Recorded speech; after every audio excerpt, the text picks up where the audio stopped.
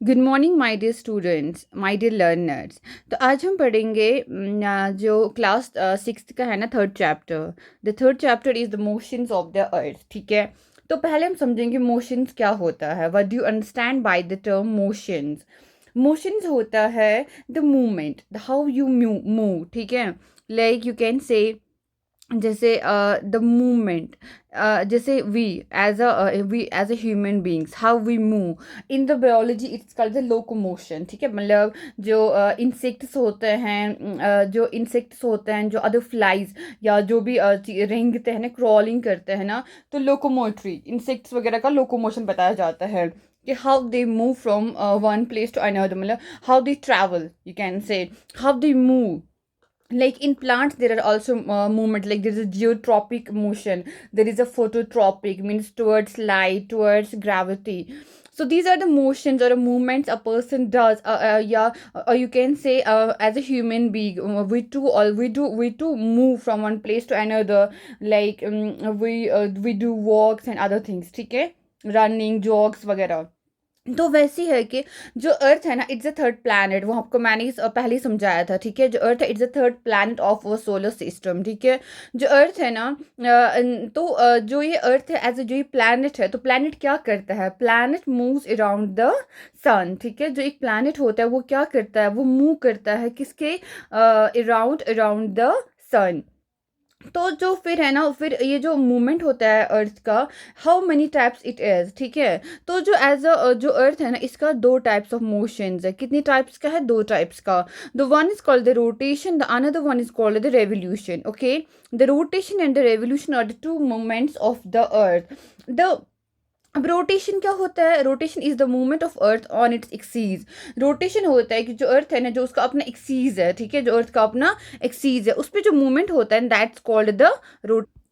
Okay, so आप देख सकते हैं जो रोटेशन होता है, ठीक है, रोटेशन होता है, जो अर्थ है ना, वो अपनी एक्सीज पे घूमती है। किस पे घूमती है?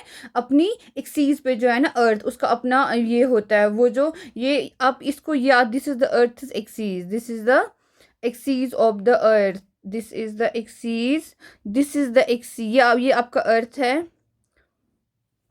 बट अर्थ का जो मोशन है ना, उसको समझने से पहले आपको थोड़ा पता होना चाहिए अबाउट द अर्थ। अर्थ का जो शेप है वो कैसा होता है। जो अर्थ है ना, it's the third planet, this is your earth. It is flat on the poles and bulge at the equator. ठीक है, जो अर्थ है it's flat on the poles and bulge at the equator. So this is called the geoid shape. This shape is known as geoid. क्या इस shape को बोलते हैं? इसको बोलते हैं हम geoid. तो जो अर्थ है ना, वो कैसा है? Earth is it is the ये बल्ज होता है कहाँ पे? इक्वेटर पे। और फ्लैट होता है कहाँ पे? पोल्स पे। ठीक है, it is flat at the poles. ठीक है, flat at the poles and bulge at the equator. तो इस वाली शेप को हम क्या बोलते हैं? Geoid shape. क्या बोलते हैं? It's called the geoid shape, जो होता है flat at the poles and bulge at the equator. इस शेप को हम बोलते हैं जियोइड शेप। इसको हम बोलते हैं ऑब्लेट स्फेराइड भी। क्या बोलते हैं? इस शेप को हम बोलते हैं ऑब्लेट स्फेरॉइड भी। क्या बोलते हैं? ऑब्लेट स्फेरॉइड या जियोइड। जियोइड का क्या मतलब होता है? अर्थ लाइक, एक ऐसा शेप जो जो जो एक like it will be a circle या स्फीयर लाइक, बट उस स्फीयर में क्या होगा? उस स्फीयर में जो बल्ज होगा वो इक्वेटर पे होगा, और जो पोल्स पे होगा वो फ्लैट होगा। पोल से फ्लैट होगा एंड इक्वेटर पे क्या होगा? बल्जड होगा। ठीक है, तो this is called the geoid shape, the earth like shape. इसको हम क्या बोलते हैं? The earth like shape.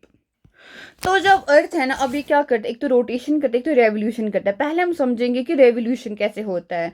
तो पहले अर्थ को घूमने के लिए एक पाथ होना चाहिए। जैसे जब हम सड़क पे चलते हैं ना, तो हमारे लिए क्या है? एक रोड होना चाहिए। हम पानी पे नहीं चल सकते हैं, ठीक है। तो पानी पानी में जाने, मतलब पानी में आपको, अगर आपको पानी से ट्रैवल करना है, तो आपको क्या, तो आपको स्विमिंग आनी चाहिए, या तो आपको बोट होना चाहिए, ठीक है। Then only you can travel in the water. And अगर आपको एयर में ट्रैवल करना है, ठीक है, for that air you need a parachute, you need the aeroplane, you need other things to travel in the air. वैसे ही जो अर्थ है ना उसको भी एक पाथ की ज़रूरत है, ठीक है। क्या ज़रूरत है? एक पाथ है। पाथ क्या होता है? एक रास्ते की ज़रूरत है। जो अर्थ है ना वो किस रास्ते में घूमते, इट जो revolves in a certain orbit. एक पाथ होता है, उस पाथ को हम क्या बोलते हैं? ऑर्बिट बोलते हैं कि जैसे हमारे लिए रोड होता है, जैसे रोड होता है, जैसे शिप्स होते हैं, जैसे कुछ और चीज़ें हैं जिनसे हम ट्रैवल करते हैं, जिन पाथ्स के थ्रू हम ट्रैवल करते हैं टू द अदर प्लेसेस। वैसे ही जो अर्थ है ना, जो उसका पाथ है ना उसको हम बोलते हैं ऑर्बिट। क्या बोलते हैं उस पाथ को? अर्थ के पाथ को हम बोलते हैं ऑर्बिट। जो ऑर्बिट है ना इसी पे अर्थ है ना इट रिवॉल्व्स, ऑर्बिट पे earth revolves around the sun. And जो अर्थ है ना उसका एक ही सैटेलाइट है, दैट इज द मून। जो मून है ना वो अर्थ के अराउंड घूमती है। और जो ये अर्थ का जो पाथ है ना, लाइक जिस पाथ में अर्थ घूमती है अराउंड द सन, उस पाथ को हम बोलते हैं इलिप्टिकल ऑर्बिट। कौन सा पाथ होता है? वो इलिप्टिकल शेप में वो ऑर्बिट होता है। So this is the path of the earth motion. जो ये बल्ज होता है ना एट द इक्वेटर, ये होता है ड्यू टू द रोटेशन, क्योंकि अर्थ है ना वो रोटेट करती है, रोटेट होता है अपने स्पिन पे, अपने एक्सीज पे वो घूमती है। This is the earth and it is this its axis. तो इस एक्सीज पे अर्थ क्या करती है? It revolves. लाइक हमने ग्लोब में आपको दिखाया था, जो ग्लोब है ना वो जो नीडल लाइक स्ट्रक्चर है जो ग्लोब के बीच में से गुजरता है, ठीक है। तो उसी उसी के अराउंड अर्थ क्या करती है? मूव करती है। जैसे ग्लोब में भी हम देखते हैं, वैसे अर्थ में भी एक एक्सीज, इट्स imaginary, ठीक है। It's not reality in real on the earth, but it's an imaginary axis around which earth rotates. Earth क्या करती है? Rotates in the east to west direction, ठीक है। ईस्ट एंटी क्लॉकवाइज डायरेक्शन में earth घूमती है around the on its axis. तो earth हमारा कौन सा प्लैनेट है? Third planet. तो पहला प्लैनेट कौन सा है? Mercury. The second one is the Venus and the third is the earth. Earth is the geoid, ठीक है।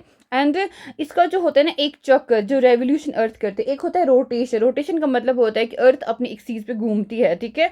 दूसरा होता है रेवोल्यूशन। रेवोल्यूशन होता है कि अर्थ सन के अराउंड घूमती है, सन के अराउंड एक पूरा चक्कर लगाती है, उसे हम बोलते हैं रेवोल्यूशन। जो रेवोल्यूशन होता है ना it takes 365 days plus 1/4 of a day, ठीक है। तो पूरा एक चक्कर सन के अराउंड लगाने में अर्थ को कितने दिन लगते हैं? 365 डेज, ठीक है, प्लस 1/4 ऑफ अ डे। तो 1/4 ऑफ अ डे कितना होता है? वो होता है 6 आवर्स। कैसे? आप देखिए 1/4 एक जो डे होता है वो कितने घंटे का होता है? 24 hours, because we have 12 hours day, 12 hours night. तो इट मेक्स द 24 आवर्स। एक पूरा जो रोटेशन अर्थ का होता है ना कितने घंटों में? तो 24 आवर्स में।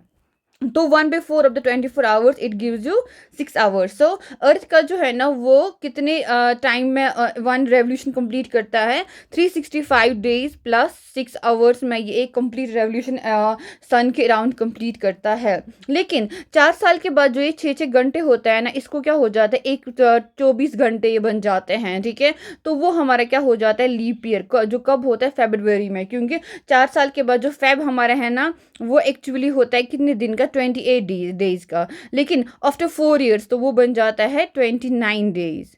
4 ईयर्स के बाद क्या कितने दिन का हो जाता है? Feb 29 days. कैसे हो जाता है? बिकॉज जो हमारा रेवोल्यूशन है अर्थ का 6 आवर्स ज़्यादा होता है, ठीक है। 365 डेज प्लस 6 आवर्स, और जो 6 आवर्स है ना वो 4 साल में कितने हो जाते हैं? 24 घंटे। तो 24 घंटे एक रोटेशन कंप्लीट हो जाता है, एक पूरा दिन हो जाता है। तो वो दिन किस में ऐड हो जाता है? फरवरी के लीप ईयर में। Is that okay? Are you getting this? ठीक है। तो अभी तक हमने समझा रोटेशन होता है अर्थ का मूवमेंट ऑन इट्स एक्सीज, और रेवोल्यूशन होता है अर्थ का मूवमेंट अराउंड द सन। अब आप देखिए जो अर्थ है ना, जैसे मैंने यहाँ पे बनाया, it's an oblate spheroid. It's an oblate spheroid. तो ऑब्लेट स्फेरॉइड क्या होता है? It's bulge at the equator and flat at the poles, okay. But अब जो अर्थ है ना, अगर इसका एक्सीज डालेंगे, ये this is the axis of the earth, ठीक है, अगर हम देखेंगे नॉर्मली, बट ये जो एक्सीज है ना it is not the straight line that divides the earth into 2 equal halves, ऐसा नहीं है। But this axis is the inclined, it is inclined at the 23.5 degree angle. It's inclined at the 23.5 degree angle. This is your 23. You can see this. This is your 23.5 degree. Okay. तो on this angle it's inclined, ठीक है। जो इसका axes है ना इसका inclination है, this is the inclination. अगर होता स्ट्रेट तो वो ऐसे हो जाता, this one would be the straight, but straight नहीं है, ये क्या है? इंक्लाइंड है। ये वाला इसका एक्सीज है एक्चुअली, जो अर्थ का रियल एक्सीज है। फिर उसकी वजह से क्या होता है ना, जो हमारा ये like this could be the, अगर देखते हम इक्वल हाउस में अर्थ का ये हो जाता, इक्वल पार्ट्स हो जाते, इक्वल होते सेमी सर्कुलस, बट वैसा नहीं होता है। तो ये इंक्लाइंड है। वैसे इसका जो होता है ना पाथ होता है, ठीक है, this should be the the orbital plane अगर ये हो जाता, लेकिन ऐसा पाथ नहीं है हमारा, क्या है, ये हमारा इक्वेटर बन जाता है। तो जो इसका ऑर्बिटल प्लेन का है ना, वो कितनी डिग्री का है, दैट इज 66.5 डिग्री इसका ऑर्बिटल इंक्लिनेशन है। तो जो 23.5 डिग्री है ना, इसका ये एक्शियल इंक्लिनेशन है। कि कौन सा है, एक्शियल इंक्लिनेशन, जिसको हम एक्शियल टिल्ट भी बोलते हैं। एंड जो इसका है ना 66.5 डिग्री इंक्लिनेशन, इसको हम बोलते हैं ऑर्बिटल, क्या बोलते हैं, ऑर्बिटल इंक्लिनेशन, ठीक है, ऑर्बिटल टिल्ट भी इसको बोलते हैं। तो these are the earth two tilt, एक तो है एक्शियल टिल्ट, एक तो है ऑर्बिटल टिल्ट। तो ऑर्बिटल टिल्ट क्यों है, because of the orbital plane. जो एक्चुअली जो प्लेन होता है ना अर्थ का, वो कैसे बन जाता है, वो ऐसे बन जाता है, ठीक है, बट ये वैसा नहीं है, बिकॉज ना ही यहाँ पे इक्वल हिस्से हो रहे हैं, ना ही यहाँ पे हो रहा है।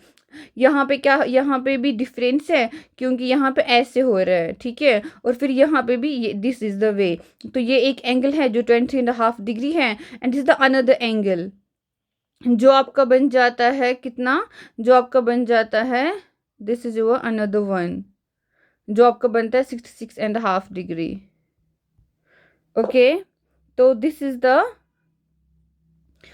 Actually the tilt of the this orbital tilt. ऐसे आप इस जो आपकी बुक है ना, उस पिक्चर में भी आप देख सकते हैं इस टिल्ट। देखिए, ये आपका रहा जो प्लेन ऑफ द ऑर्बिट है, उसके साथ जो एंगल है, ठीक है, जो मेन एंगल और ये जो इक्वल हिस्सा हो जाता उसका और इसका जो एंगल है, this is 66.5 degree angle. And इसको इसको ऑर्बिटल टिल्ट है और इसका एक्शियल टिल्ट है, this is the axial tilt which is with the original axis. जो कि अगर जो इक्वल एक्सीज हो जाता तो डिफरेंट हो जाता एंगल, ठीक है। तो दिस इज द डिफरेंस यहाँ पे एक्शियल टिल्ट का एंड द ऑर्बिटल टिल्ट। अब क्या है ना कि उसकी वजह से क्या होता है ना, जो अर्थ का जो ये टिल्ट है ना, तो इसके इस एरिया पे क्या हो जाती है, रोशनी हो जाती है। This is the illuminated area, this is the illuminated area, you can से this is the illuminated area, ठीक है। एंड यहाँ पे क्या होती है, रात होती है, क्योंकि इस एरिया पे क्या पड़ती है, सन की रोशनी पड़ती है। एंड जो सन की रोशनी है ना, वो इसको क्या करती है, इल्यूमिनेट करती है। यहाँ पे डे हो जाता है, this is the day. And यहाँ पे क्या हो जाता है, night, because it's away from the sun. And अब जो है ना, जो एक सर्कल बन जाता है, दिस इज द सर्कल, जो यहाँ पे एक सर्कल बन जाता है ना, जो इस क्या डिवाइड करता है, द सर्कल ऑफ, इसको हम सर्कल ऑफ इल्यूमिनेशन बोलते हैं, क्योंकि वहाँ से एक तो आधा दिन आधा रात, मतलब आधे पोर्शन में दिन है, आधे पोर्शन ऑफ अर्थ में रात है। तो इस वाले इसको हम बोलते हैं सर्कल ऑफ इल्यूमिनेशन। क्या बोलते हैं, सर्कल ऑफ इल्यूमिनेशन। जो that line which divides the, वो लाइन जो क्या करती है, divide day from night on the globe, the circle that divides, you can से here, the circle that divides the day from night on the globe is called the circle of illumination. यानी कि वो वाला circle जहाँ पे क्या है, ये आपका दिन है, दिस इज योर डे, ठीक है, ये आपका डे है एंड ये आपका नाइट है, जो दोनों को डिवाइड करता है उसे क्या बोलते हैं हम, सर्कल ऑफ, यू कैन से this is the circle of illumination. Is that okay?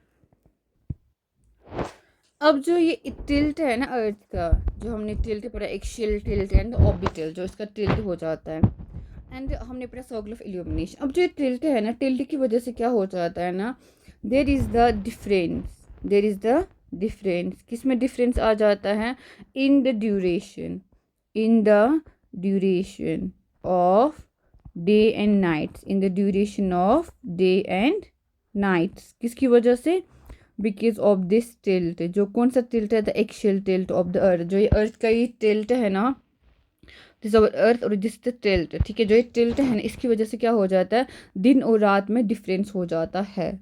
Because जो हमारा जो सन है ना, जब वो अर्थ के अराउंड घूमता है, जब वो एक रेवोल्यूशन कंप्लीट करता, तो देखिए आप, जब हमारा जो अर्थ है ना, वो एक क्या करता है, एक कंप्लीट राउंड करता है अराउंड द सन। ये आपका सन है, दिस इज द सन, ये सन है। जब सन के अराउंड अर्थ घूमती है, ठीक है, in the east to west direction, यानी कि एंटी क्लॉकवाइज, ये होता है एंटी क्लॉकवाइज डायरेक्शन में घूमता है अराउंड द सन।